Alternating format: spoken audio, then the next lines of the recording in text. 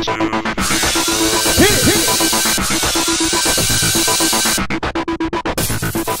everyone, welcome to tonight's recap of Hell's Kitchen. Last week all the L's went home, Lacey and L.A. Wow. Carol and Andrea are like oil and water. They're not going to get along no matter what. Getting them together is like building a pyramid in one day. It's probably not going to happen. Thanks for that statement, Andrea. I know, it's pretty genius. So, time for the challenge. Oh my god, let's talk about chicken. Chicken they were like soup. firing off all these chicken dishes. Fried chicken, chicken cordon bleu. And today's secret ingredient is... king crab. Oh. Okay, so Robert's really hungry. Guess what, Robert? You're not cooking it for you to eat. I know. It's for Chef Ramsay. Well, after he cleaned up all of his salivations, each chef has to make a crab dish. Yeah. And then the team is going to select one to represent the team to Gordon. And they have 45 minutes to make their dish. Hey, Andrea, do we have a chinois? Carol, do we have a chinois? And then Paula freaking asks Gordon. You don't freaking ask Gordon, hey, can you get me a chinois? F you, Paula. That's what he said. Exactly. That's what I would have said, too. So, Andrea and Ben were both pushing for their dishes to be representative of the group. And because they're so pushy, they did get picked. Right. So, Andrea's dish, she had shells on the plate. It looked like a king crab had taken a crap. Yeah.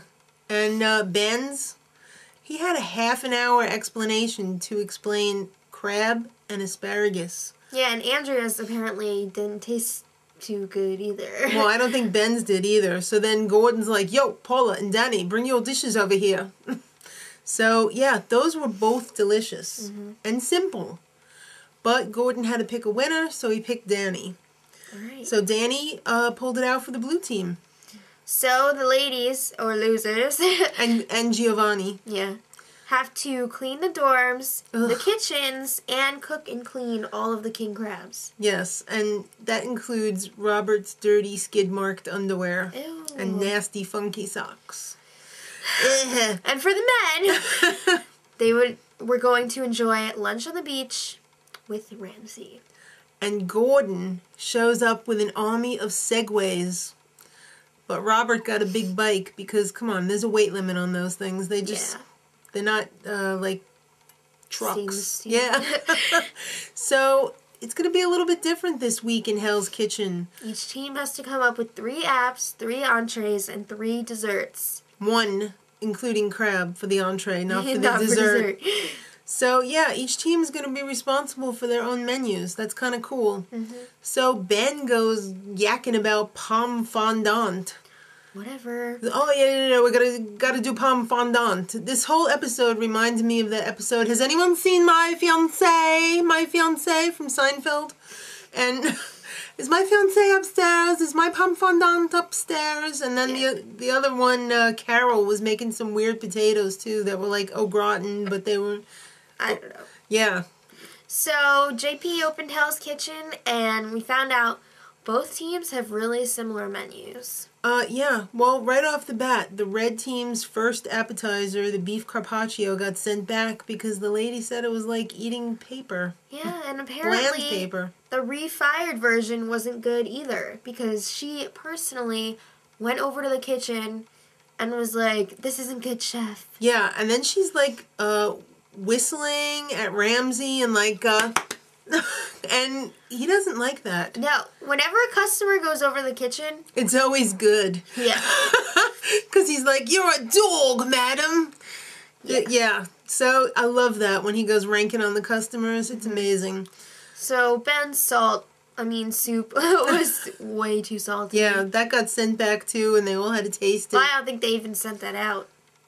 I think they might have. I'm not sure. Yeah, I'm not sure about that either. And then Carol's potatoes were crunchy. I mean, yeah, they were paper thin, but they weren't cooked. They're supposed to be cooked before service, not during service.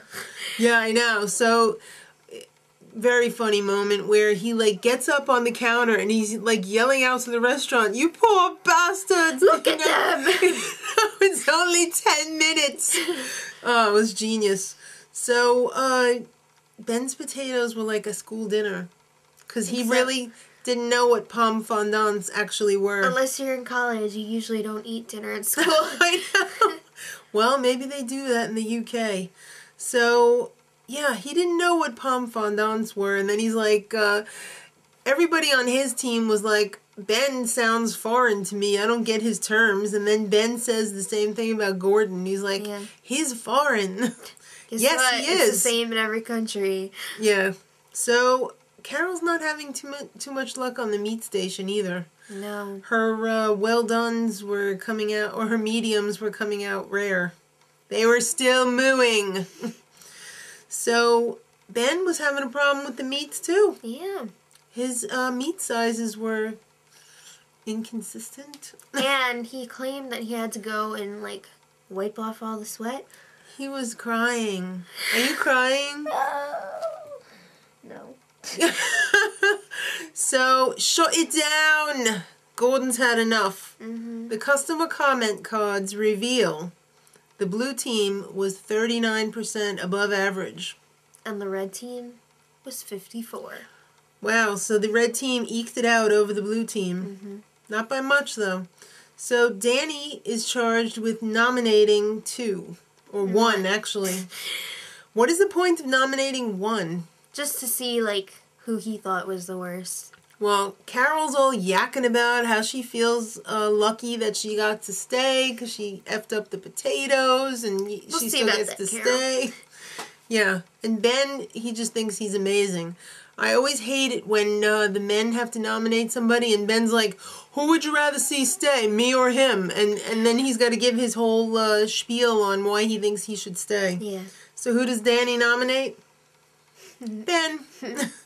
So Gordon's like, "Yeah, I want to see Robert and Ben." Mm-hmm. And he talks to them for like 5 seconds and he's like, "And Carol's going home." For sabotaging her team. That's right.